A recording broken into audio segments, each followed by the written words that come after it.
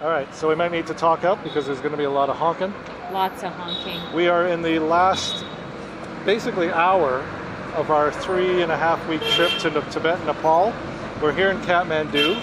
We actually started in Kathmandu, but we've been saving our review of Kathmandu till the end because we keep passing through it.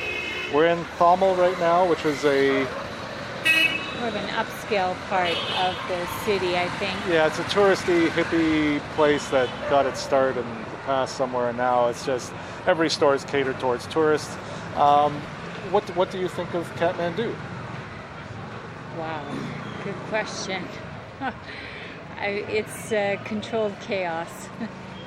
Yeah, it's a little frightening when you first arrive. The driving's crazy. I would never consider driving here. I even had trouble crossing the street. Patricia got the hang of it a lot sooner than me. I've almost been killed a few times. But what's really amazing is even though there appears to be no rules, everything works. And I know that could be said about a number of places. When you're sitting in the back seat watching people drive, everybody does seem to know what everybody else is going to do. I just couldn't figure it out.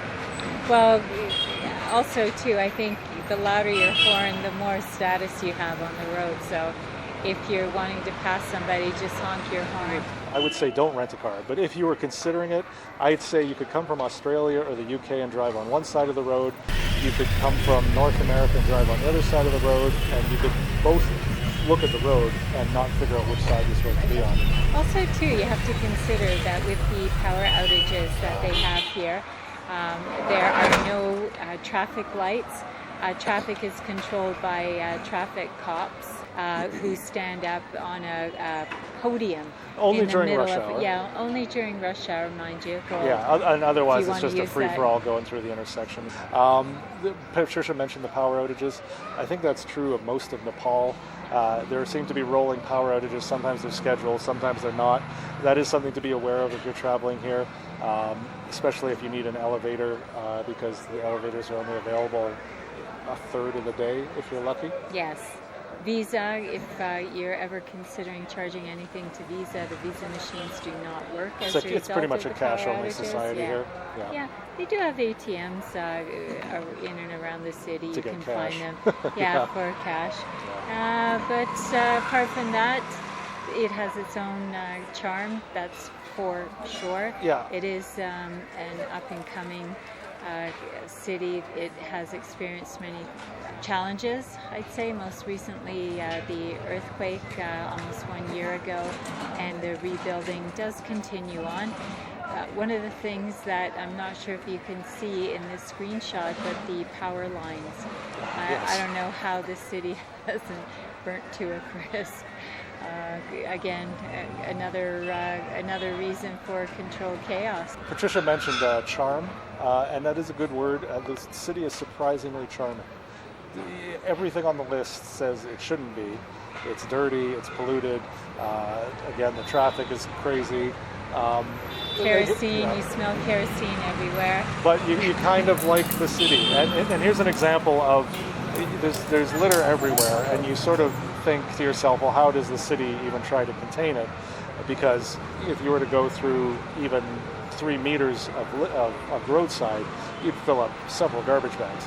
And just to give you an idea of the pollution level, I did see like a rickshaw with like a sort of a pickup truck back to it, and there was somebody basically with a shovel taking rubbish from the side of the road, potato chip wrappers, plastic bottles, shoveling them to the back of this rickshaw where there was a fire, and they're just burning stuff at the side of the road, and that's their way of cleaning up the city. So you'll see a lot of people with masks. If you're coming to Kathmandu, don't be shy about wearing a mask. Put it on fast. The locals do it, the tourists do it. You're not being impolite, it's just the only way to breathe. Yes, if for those that have any asthma problems or respiratory infections, you might want to consider not coming here. I'll also say we are recording in Thamel right now. It seems to be a tourist hub. We started outside the city. I didn't read the guidebooks. We just left from our hotel one day and went for a wander. We came across the Asan market first. I would say, if I were to use an analogy, the Asan market is like reading a book. and the Tamil market is like seeing the movie. If you see the Assam market first, Tamil is a disappointment because every store in Tamil is for tourists, whereas in the Assam market it's the locals. They're not trying to sell you anything because as a foreigner, you're not going to buy a fridge. You're not going to buy a TV. But in Assam, you'll find DJ equipment, you'll find everything that the locals buy. It's connected to Tamil, so you can walk from one to the other. But I definitely advise starting in the Assam market and work your way into Tamil because, again, it's a bit of a disappointment as you walk this way and find that every shop is geared towards tourism. I mean, they're selling organic coffee. Bong shops. Yeah. It's that kind of place. Yeah. What else about Kathmandu? Dogs everywhere. Yep. So there are dogs everywhere that during the day sleep just like logs. Sometimes you even wonder if they're alive. But then at dusk, they all seem to come alive. And then, of course, at 2 and 3 o'clock in the morning, they're all fighting against each other. It's like a free-for-all on the street. Yeah. Yeah. Yeah, and in comparison to Morocco is all cats. So if you're a dog person or you're a cat person, I think Nepal versus Morocco sort of embodies that. Nepal are dog people, Moroccans are cat people, and you can take from that what you want. Very friendly, very hospitable people here. Nobody gives you a hard time about taking a picture. Even when you're walking through a market where they're trying to sell you something, 2 no's is all it takes. Yeah. And they're very polite, very friendly. Yeah. Oh, you know what we haven't talked about is we went on a tour of Kathmandu early. On one of our first days, we went on a tour of Kathmandu. Unfortunately, our guide was a mountain guide and didn't know much about the history, but we saw an old palace, a Durbar Square. Some of it had been ruined by the earthquake. There was the stupa, one of the oldest and one of the largest, but the top had been fallen to bits, and they were in the process of rebuilding it. But a lot of some old scenery, some history you can tell here. Yeah, a couple of World Heritage sites. Yeah. There was we didn't visit the oldest Buddha. Was it the Buddha temple or Hindu temple? I don't know. So many temples. Yes. So many happy people. So many religions. Everybody getting along. Yeah, everybody just gets along. Again, controlled chaos. That's all I can.